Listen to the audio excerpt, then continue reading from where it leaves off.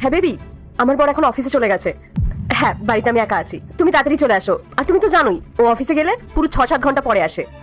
আমাদের এই সুযোগটার পুরো সদ্ব্যবহার করতে হবে, আর আমরা এই পুরো সময়টা একসাথে কাটাবো। তুমি দেরি করো না, তাড়াতাড়ি চলে এসো। আর ওই শান্তিকেও না আমি সবজি আনতে পাঠিয়ে দিয়েছি। ও এখানে আসলে ওকে গ্রামে পাঠিয়ে দেবো।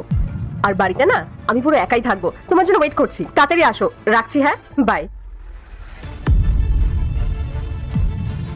আজ ওকে রেখে নিলাম। এভাবে কতদিন চলবে?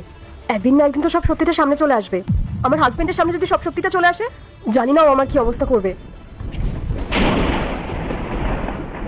চলে আসবে না মেঘা, চলে এসেছে। আর ইন্দ্র, তুমি এখানে কোথা থেকে? কেন খুব অবাক হচ্ছ না আমাকে দেখে? আমি ভাবতেও পারিনি তোমার এইসব নোংরামো নিজের কানে শুনবো আমি। আমার আড়ালে তুমি এসব করছিলে? একবারও তোমার লজ্জা করলো না? না মানে, তুমি এই বক্সের মধ্যে কি করছিলে? তুমি তো অফিসে চলে গেছিলে, তাই না? তার মানে তুমি এখানে লুকিয়ে লুকিয়ে আমার সব কথা শুনছিলে। এবার আমার কি হবে? হ্যাঁ, আমি অফিস যাইনি, তার কারণ আমার তোমার উপর অনেক আগে থেকে সন্দেহ ছিল। আর তোমার যে বাইরে একটা ছেলের সাথে অ্যাফেয়ার আছে সেই ব্যাপারেও শান্তি আমাকে সব বলেছে। আর ভালোই হয়েছে আজকে আমি অফিসে যাইনি, না হলে তোমার এই আসল চেহারাটা না আমি দেখতে পারতাম না। আর আমি জানতামও না যে আমি না থাকাকালীন আমার ওয়াইফ একটা অন্য ছেলেকে বাড়িতে নিয়ে আসে।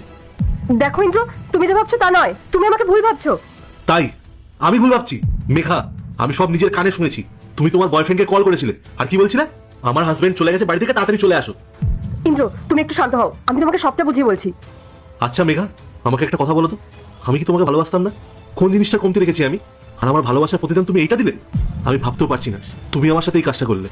আমি তোমার সাথে কোনো রকম কথা বলতে চাই না, আমি তোমার সাথে কোনো রকম সম্পর্ক রাখতে চাই না, কারণ আমি তোমার মতো একটা চিটারের সঙ্গে সম্পর্ক রাখতে পারবো না। দেখো ইন্দ্র, তুমি ভুল ভাবছো। আমি তোমার সাথে কোনো চিট করিনি। আচ্ছা, তার মানে তুমি আমাকে এটা বলতে চাইছো আমি যেগুলো নিজের কানে শুনেছি সেগুলো সব মিথ্যে? বেশ, তাহলে তুমি এভাবে আমার কথা বিশ্বাস করবে না। ঠিক আছে, শান্তি, ভেতরে আয়।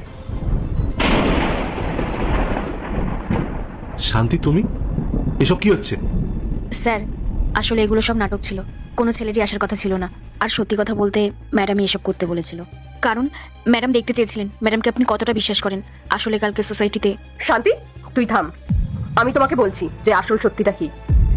তুমি জানো, কালকে সোসাইটির সব মহিলারা বলাবলি করছিল যে যখন তারা কোথাও যায় বা কারোর সাথে কথা বলে তখন তাদের হাজবেন্ডরা তাদের সন্দেহ করে।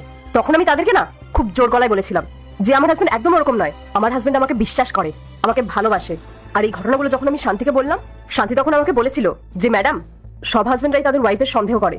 আর আমি যখন ওকে বললাম যে ইন্দ্র একদম ওরকম নয়, ইন্দ্র অন্য রকম, তখনও আমাকে বললো যে স্যারও আপনাকে সন্দেহ করে। তখন আমি ওকে বললাম যে ঠিক আছে, টেস্ট নেওয়াই যায়। আর তারপর আমরা এই প্ল্যানটা বানাই, আর প্ল্যানটার রেজাল্ট এখন তোমার সামনেই। ইন্দ্র, একটা সম্পর্ক বিশ্বাস আর ভরসার উপরই টিকে থাকে। যখন ওই বিশ্বাসের ভরসাটাই না